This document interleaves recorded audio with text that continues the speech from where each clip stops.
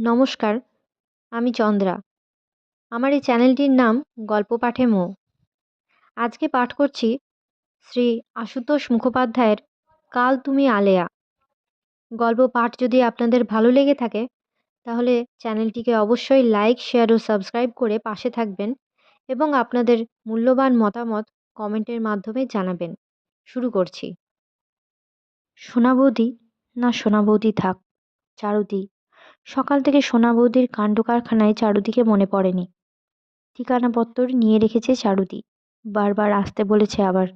সম্ভব হলে আজই যেতে বলে দিয়েছিল। এইভাবে খেতে চাওয়ার ধাক্কা সামলে সহজ হবার জন্যে চারুদির সেই অন্তরঙ্গ আগ্রহ দেখে ধীরাপদর বেশ কৌতুক বোধ করেছিল মনে মনে। কালকের মতো আজও অমনি একটা যোগাযোগ হয়ে গেলে কেমন হয়? শীতের সন্ধ্যার ধোঁয়াটে অন্ধকারে মাঠের মধ্যে একা ওকে এইভাবে বসে থাকতে দেখলে চারুদি আঁতকে উঠত বোধহয়। কিন্তু হঠাৎ আঁতকে উঠল ধীরাপদ নিজেই। গায়ের সমস্ত রোমে রোমে কাঁটা। এক ঝটকায় একেবারে উঠে দাঁড়ালো সে। বিকৃত উত্তেজনায় বলে উঠল, কে? কে তুমি? খানিক দূরে চুপচাপ দাঁড়িয়ে একটি মেয়ে, না চারুদি নয়। ধীরাপদর হঠাৎ মনে হয়েছে প্রেতিনীর মতো কেউ যেন। অন্ধকারে 10 হাত দূরেও ঠিকমতো চোখ চলে না। কখন এসে দাঁড়িয়েছে টের পায়নি। জবাব না দিয়ে মেয়েটা কুণ্ঠিত চরণে আরো 2 পা এগিয়ে এলো শুধু। ধীরাপদ চিনল বাসস্টপের সেই ক্ষীণাঙ্গী মেয়েটাই। ক্ষণিকের সঙ্গীর হাতে হাত মিলিয়ে কিছুক্ষণ আগে যে এইখান দিয়ে গেছে। স্বাভাবিক স্থলে এইটুকু এক মেয়েকে দেখে স্নায়ু এতটা বিড়ম্বিত হওয়ার কথা নয়। কিন্তু অন্ধকার মাঠের মধ্যে হঠাৎ এই পরিস্থিতিতে পড়ে ধীরাপদ উত্তেজনা দমন করতে পারল না। বিকৃত রূঢ় কণ্ঠে জিজ্ঞাসা করল, কি চাই? দ্বিধান্বিত কাতর আবেদন কানে এলো, রাস্তার ওই আলোর ধার পর্যন্ত একটু এগিয়ে দেবেন? ওই তো আলো দেখা যাচ্ছে, চলে যাও না। এগিয়ে দিতে হবে কেন? অস্ফুট জবাব শুনল, বড় অন্ধকার, অনেক রকম লোক থাকে। ধীরাপদ আবারও রূঢ় কণ্ঠে বলে উঠল, অনেক রকম লোক থাকলেও তোমার অসুবিধে কিসের? তবু দাঁড়িয়ে আছে দেখে ফেরার জন্য নিজেই তাড়াতাড়ি পা বাড়ালো, কিন্তু পারল না। বিকেলে সঙ্গী লাভের প্রগলভ চপলতা নয়, বাসস্টপের সেই শুকনো মুখটাই মনে পড়ে। এই অন্ধকারে মুখ অবশ্য দেখতে পায়নি, তবু গলা শুনে সেই মুখই মনে পড়েছে। ধীরাপদ ঘুরে দাঁড়ালো, আমার পিছনে আসতে পারো, কোনো রকম চালাকি করতে চেও না। হনহনিয়ে মাঠ ভেঙে রাস্তার দিকে এগোলো সে। একবারও ফিরে তাকালো না। তার সঙ্গ ধরে আসতে হলে মেয়েটাকে যে প্রায় ছুটতে হবে সে খেয়ালও নেই। স্নায়ুগুলো বশে আসেনি তখনও। অন্ধকারে কোনো লোক চোখে পড়েনি, চোখে পড়তে পারে সেভাবে চোখ ফেরায়ওনি কোনো দিকে। অন্ধকারে গর্ভবাস থেকে আলোর কাছে আসার এমন তাগিদ আর বুঝি কখনো অনুভব করেনি ধীরাপদ। মাঠের ধারের দিকটা অত অন্ধকার নয়। খানিকটা পর্যন্ত রাস্তার আলো এসে পড়েছে। ধীরাপদ স্বস্তির নিঃশ্বাস ফেলল। উত্তেজনা কমে আসছে, গতি মন্থর হলো। রাস্তার একটা লাইট পোস্টের কাছে এসে তারপর ঘুরে দাঁড়ালো সে। পেছনে পেছনে মেয়েটাও এসেছে। নির্ঝঞ্ঝাটে আসার তাড়নাতেই এসেছে। এসে হাঁপাচ্ছে। কিন্তু মুখের ওপরে চোখ পড়তেই ধীরাপদ আবারও বেশ বড় রকমের ধাক্কা খেলো একটা। মেয়েটা শুধু হাঁপাচ্ছে না, সেই সঙ্গে কাঁদছেও। কাঁদতে কাঁদতেই এসেছে। চোখের জলে মুখের উগ্র প্রসাধন থকথকে কুৎসিত দেখাচ্ছে। কুশ্রী মুখে জীবন ধারণের বিড়ম্বনা আর বুক ভাঙা হতাশার ছাপ শুধু। ধীরাপদ চেয়েই রইল কিছুক্ষণ। তারপরে এক নিমেষে বুঝল ব্যাপারটা। জিজ্ঞাসা করার দরকার নেই। পসারিনীর পসারি শুধু লুট হয়েছে, দাম মেলেনি। এছাড়া অমন ভগ্ন বিদীর্ণ হতাশার আর কোনো কারণ নেই। ধীরাপদর সর্বাঙ্গের স্নায়ুগুলো যেন কাঁপছে আবারও। অন্ধকারে সাপদ মানুষের হামলার ভয়ে মেয়েটা প্রাণের দায়েই ওর সঙ্গ নিয়েছে বোঝা যায়। মাথা গোঁজ করে দাঁড়িয়েছিল। এবারে মুখ তুলে তাকালো। একটু কৃতজ্ঞতা আর সেই সঙ্গে একটু আশা। আশা নয়, আশার আকুতি। যেন আজকের মতো বাঁচন মরণটা তারই অনুকম্পার ওপরে নির্ভর করছে। চোখের জলে ভেজা রং পালিশ করা মুখে হালছাড়া ক্লান্তি। নিজের অগোচরে ধীরাপদ পকেটে হাত ঢুকিয়েছিল। দেবাবুর দেওয়ার টাকা কটা আঙুলে ঠেকেছিল। তারপরে সচেতন হয়ে হাত বার করে নিয়েছে। এক ঝটকায় অনেক দূরে চলে এসেছে। কোথাও যাবার তারাই যেন দীর্ঘশ্বাসে চলেছে সে। ভেতরে কেমন একটা আলোড়ন হচ্ছে, কিছুতে থামানো যাচ্ছে না। লোকজন আসছে যাচ্ছে, কারো দিকে কারো চোখ নেই। ধীরাপদ কি করবে? হাসবে হা হা করে, নাকি এক একজনকে ধরে ধরে জিজ্ঞাসা করবে, মশাই, বিটার রাইস ছবিটা কোথায় হচ্ছে বলে দিতে পারেন? সন্ধ্যা পেরুলেই সুলতান কুঠির রাত গভীর। কোনো ঘরেই ইলেকট্রিক নেই, লণ্ঠন ভরসা। তেল খরচ করে সেই লণ্ঠনও অকারণে জ্বালায় না কেউ। বড় বড় গাছগুলো আরো বেশি অন্ধকার ছড়ায়। অভ্যস্ত পা না হলে পায়ে পায়ে ঠোক্কর খেতে হয়। কে? ধীরাপদবাবু নাকি?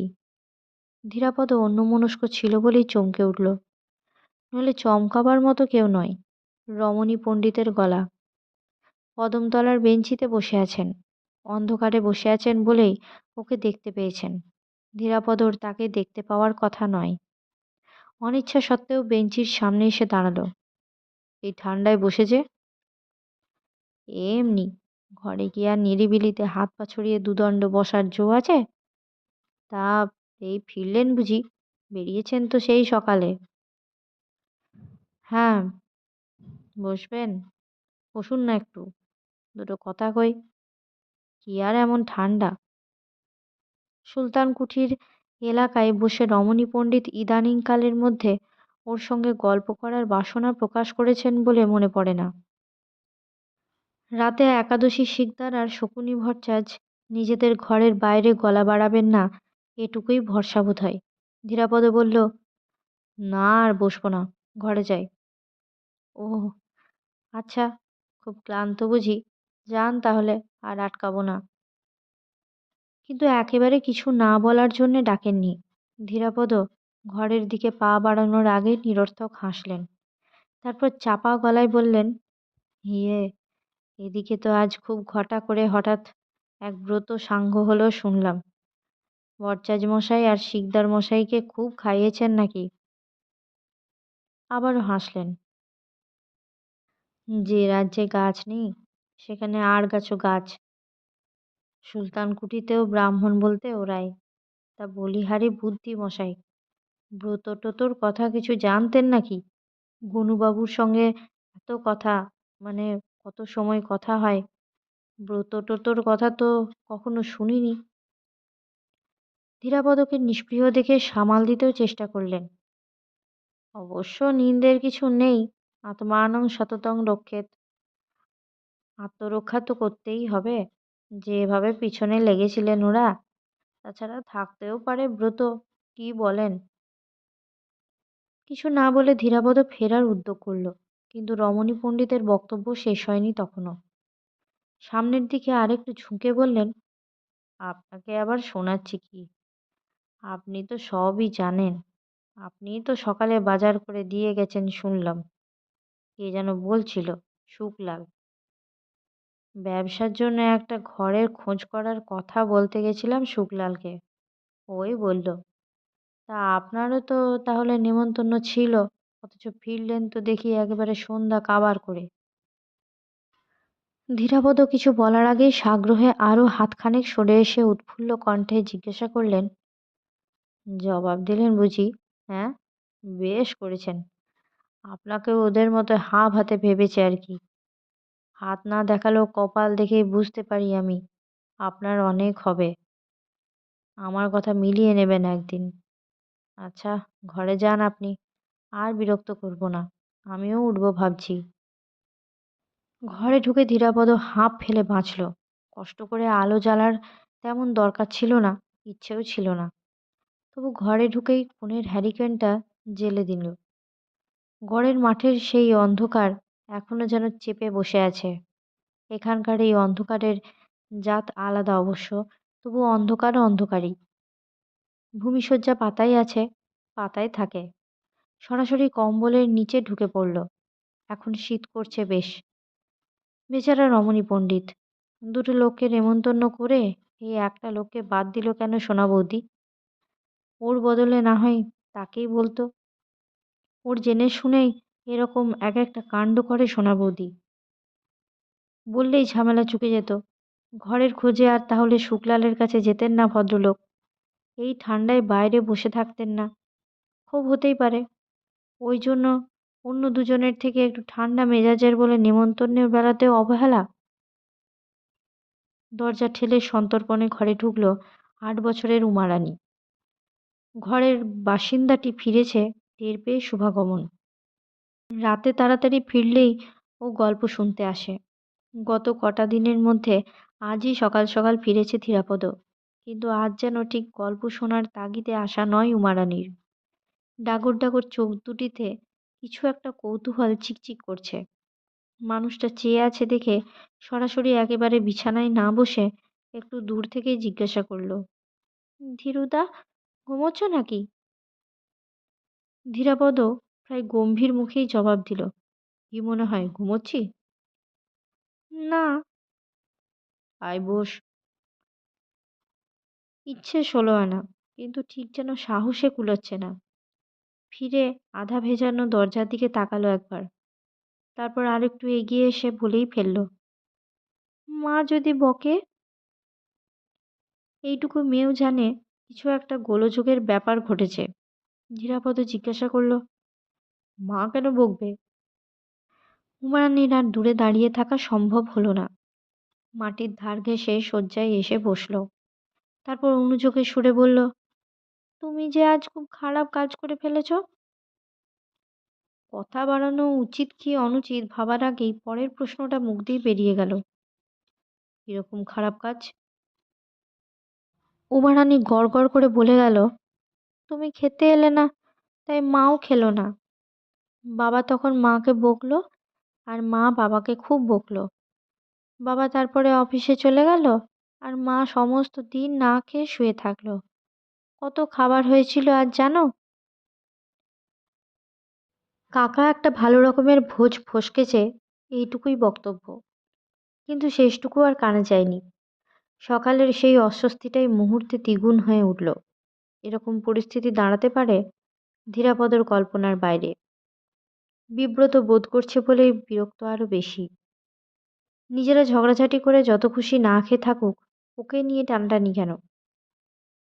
মেয়েটাকে ধর্মড়িয়ে উঠে দাঁড়াতে দেখে ধীরাপদ দরজার দিকে তাকালো। সোনা বৌদি, গম্ভীর। মায়ের গা ঘেঁষেই মেয়ে ছুটে পালালো। সেই দিকেই চেয়ে ভুরু কুঁচকাল সোনা বৌদি। মেয়ের যাওয়া দেখো না, যেন ওকে কেউ মারতে এলো। ধীরাপদ গায়ে কম্বল জড়িয়ে উঠে বসল। তার দিকে চোখ রেখে সোনা বৌদি দরজার কাছ থেকে ২-১ পা এগিয়ে এলো। নিস্পৃহ গলায় জিজ্ঞাসা করল, আপনি কতক্ষণ? এই ঠান্ডা চাউনি আর বাঁকা কণ্ঠস্বর ধীরাপদ চেনে। এরই থেকে মেজাজ গতিক ভালোই বোঝা যায়। কিন্তু মেজাজ সম্প্রতি ধীরাপদরও খুব ঠান্ডা নয়। তেমনি সংক্ষেপে জবাব দিল, এই তো। আপনার সেই দিদির বাড়ি গেছিলেন? না। একটা জুৎসই জবাব দিতে পারলে ভালো লাগতো। তবু সে চেষ্টা না করে জবাবটাই দিল শুধু। সোনা বৌদির এবারের ব্যঙ্গোক্তি আগের থেকে একটু হালকা শোনালো। আমি ভাবলাম আজও বুঝি দিদির ওখানে ভারী খাওয়া হয়ে গেল, তাই তাড়াতাড়ি এসে শুয়ে পড়েছেন, আর নড়তে চড়তে পারছেন না। ধীরাপদ কথার পিঠে চট করে কথা ফলাতে পারে না। এই একজনের সঙ্গে অন্তত পারে না। ভেতরে ভেতরে তপ্ত হলেও চুপচাপ বসে রইল। কিন্তু মহিলা তারও আভাস পেল বোধহয়। আরও হালকাভাবে ক্ষতর উপরে এবারে যেন নুন ছড়িয়ে দিল এক প্রস্থ।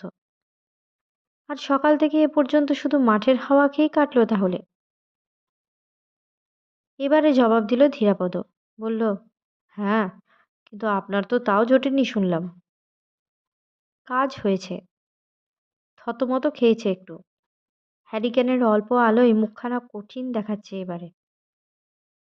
ওই মুখপুরি মেয়ে বলে গেল বুঝি? এক্ষুনি গিয়ে বোধহয় মেয়েটার চুলের ঝুঁটি ধরবে। সেই দায়েই ধীরাপদ এবারে একটু রুক্ষ কণ্ঠেই বলল, মেয়েটার দোষ নেই। ওইটুকু মেয়ে, না বললেই বরং ভাবনার কথা হতো। আপনাদের বোঝাপড়াটা এবার থেকে ওদের চোখ কানের আড়ালেই করতে চেষ্টা করবেন। সোনা বৌদির মুখভাব বদলালো এবার। দুই চোখে ঈষৎ কৌতুকের ছায়া, ঠোঁটের ফাঁকে হাসির মতো।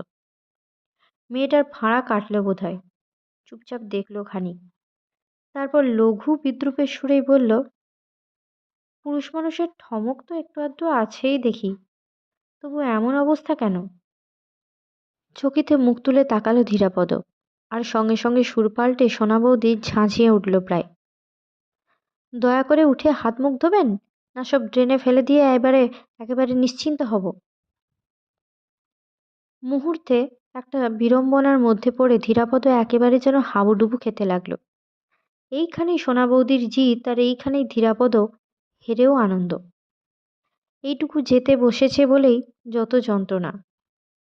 তবু থাক, হৃদয়ের এ বস্তুর ওপরে আর ভরসা করে কাজ নেই। সেই লোভে ভিক্ষার গ্লানি, যাতনা কেমন মর্মে মর্মে জেনেছে। এই একটা দিনের ব্যাপার, একদিনেই শেষ হোক। মিছিমিছি তাকে উপলক্ষ করে আর একজনও না খেয়ে থাকবে কেন? আপনি যান, আমি আসছি। থাক, অত কষ্ট করে কাজ নেই, এখানেই নিয়ে আসছি। ধীরাপদ উঠে হাত মুখ ধোবার কথাও ভুলে গেল। আধ ঘন্টাখানেক বাদে সোনা বৌদি আসন পেতে খাবার সাজিয়ে দিতে তাড়াতাড়ি উঠে হাতটা ধুয়ে এলো শুধু। আগে হলে এত খাবার দেখে খুশিতে আঁতকে উঠত। সবই গরম করে আনা হয়েছে, সেজন্য মহিলার একটু স্বস্তি প্রাপ্য। কিন্তু সহজ আলাপের চেষ্টা ছেড়ে ধীরাপদ মাথা গোঁজ করে খেতেই লাগলো।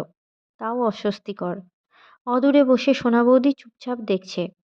খানিক বাদে ধীরাপদ সহজভাবেই খোঁজ নিতে চেষ্টা করলো, আপনার নিমন্ত্রিতরা খেয়ে খুশি হলেন? ওরা আপনার মতো নয়, শেঠের বাচ্চা ষষ্ঠীর দাস। খেয়ে দিয়ে খুশি হয়ে আশীর্বাদ করতে করতে চলে গেলেন।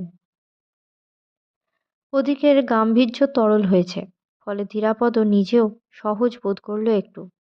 মুখের গড়াস জঠরে চালান করে হাসি মুখেই বলল, ওদের আশীর্বাদ না হয় আপনার দরকার ছিল, কিন্তু আমাকে নিয়ে এভাবে টানা হেজরা কেন? জবাবে সোনা বৌদি চোখে চোখ রেখে একটু চুপ করে থেকে হাসি চাপতে চেষ্টা করলো বোধহয়।